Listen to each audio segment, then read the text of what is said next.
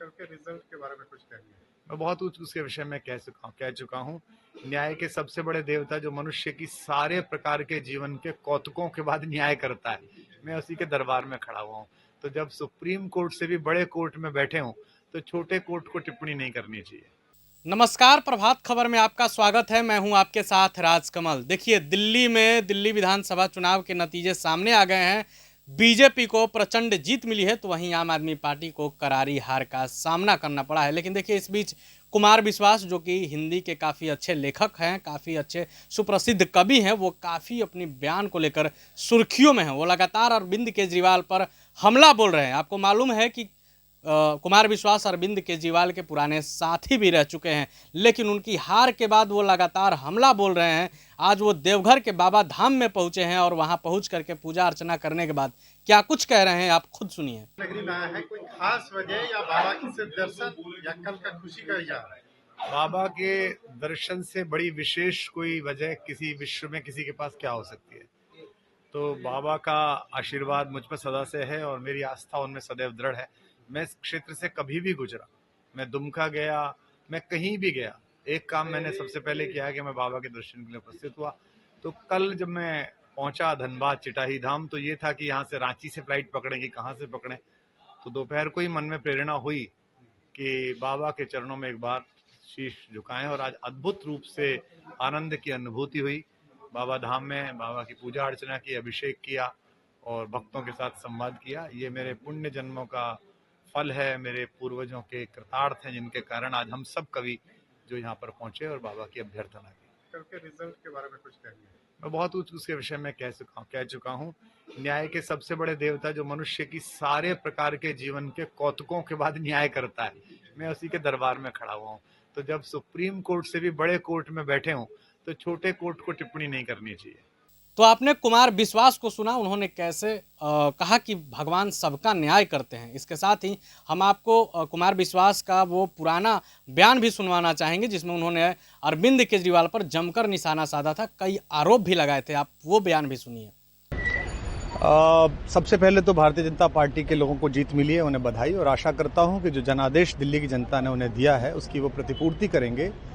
और वे सब आम आदमी पार्टी के लाखों करोड़ों कार्यकर्ता जो अन्ना आंदोलन से आए, जिनके बहुत ही निश्चल, निष्पाप और बड़े भारत की राजनीति को बदलने के सपने की हत्या एक निर्लज्ज, नीच, मित्रहंता, आत्ममुग्ध और चरित्रहीन व्यक्ति ने की, उसके प्रति तो क्या संवेदना। दिल्ली को उससे मुक्ति मिली। और मैं ये जानता हूं कि अब जो आम आदमी पार्टी में लोग बच गए थे सत्ता के लोभ में, लालच में, पदों के लिए, उस पैसे के चक्कर में, वे सब भी अब वापस जाएंगे, लौटेंगे, कुछ अपने व्यवसायों में लौटेंगे, कुछ पार्टियों में चले जाएंगे। और पतन यहाँ से प्रारंभ हुआ है उन लोगों का। मेरे लिए कोई प्रसन्नता का और दुख का विषय नहीं है, मैं बीच में खड़ा हूँ। प्रसन्नता इस बात की है कि करोड़ों लोगों ने आशा लगाई थी, करोड़ों लोग अपनी नौकरियां छोड़ के आए थे, व्यवसाय छोड़ के आए थे, दुश्मनियां ली थी लोगों ने। उन सब की हत्या एक आत्ममुग्ध आदमी ने, एक चरित्रहीन आदमी ने अपनी निजी महत्वाकांक्षाओं की पूर्ति के लिए की। उसको दंड मिला, ईश्वरीय विधान से दंड मिला। प्रसन्नता इस बात की भी है कि न्याय हुआ।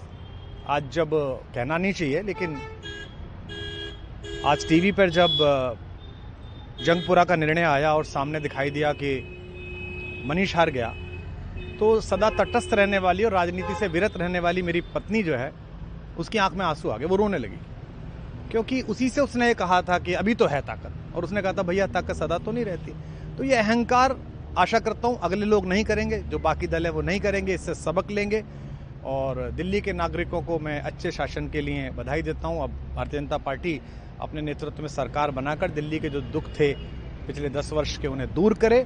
और आम आदमी पार्टी के समस्त कार्यकर्ताओं को कहता हूँ कि आपने जिस किसी भी लोभ लालच में, सब कुछ जानते हुए एक ऐसे व्यक्ति के समर्थन में काम किया जिसने अपने मित्रों की पीठ में झुरा घोंपा, गुरु को धोखा दिया, अपने साथ कंधे से कंधा मिला के लड़ने वाली महिलाओं को अपने घर लाके पिटवाया, अपनी निजी सुख और साधन के लिए जनता का पैसा खर्च किया, अब उससे आशा लगानी छोड़ें, अब बाहर निकलें, अपना अपना जीवन देखें।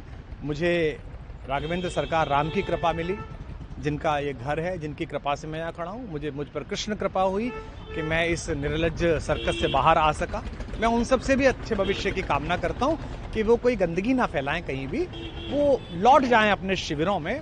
जिस तरह माधव को, कृष्ण को दूत देखकर भी भरी सभा में अट्टहास करने वाला दुर्योधन जो ये कहता था सुचिग्रम नैव दास्यामि बिना युद्धे न केशवः, बिना युद्ध के 5 गांव भी नहीं दूंगा, आज वो अपनी सीटों के लिए तरस रहा है। और मुझे पता है कि इस दुर्योधन का अंत भी टूटी हुई जंघा के साथ बड़ा ही दारुण होगा और भारतीय राजनीति एक कलंकित अध्याय के रूप में इस बौने दुर्योधन को और इसके दरबार के तमाम शकुनियों को याद करेगी। मैं उनकी मुक्ति की कामना करता हूं कि ईश्वर उन्हें इस दुख से बाहर निकाले और समस्त लोगों को बधाई देता हूं कि चलिए अंततः न्याय हुआ। सर, बात करें दिल्ली के चुनाव या यूपी के उपचुनाव मिर्जापुर को लेकर, चुनाव आयोग पर तमाम तरह के आरोप लगाए जा रहे हैं। अखिलेश यादव ने कल कहा कि वहाँ उपचुनाव में मिलकर ये राजनीतिक विषय है, इस पर मैं राजनीतिक कार्यकर्ता नहीं हूँ, तो इस पर मेरी टिप्पणी शोभनीय नहीं है। वो आपस में सब जाने, लेकिन दिल्ली के चुनावों को लेकर एक मिश्रित प्रतिक्रिया है। दुख है कि अन्ना आंदोलन से एक ऊर्जा जो पैदा हुई थी, जिससे देश में एक सकारात्मक बदलाव हो सकता था, एक वैकल्पिक राजनीति हो सकती थी, उसकी हत्या एक अहंकारी आदमी ने, एक आत्ममुग्ध और असुरक्षित आदमी ने कर दी। मैं आशा करता हूं कभी ना कभी भारत में ऐसा सूर्योदय किसी न किसी दल में अवश्य होगा जो भारत को जहां पहुंचना है वहां पहुंचाने का मार्ग प्रशस्त करेगा। तो आपने कुमार विश्वास का वो बयान भी सुना जिसमें उन्होंने अरविंद केजरीवाल पर कई बड़े आरोप लगाए थे। फिलहाल आप बने रहे प्रभात खबर के साथ। प्रभातखबर.com, विश्वास वही, रफ्तार नहीं।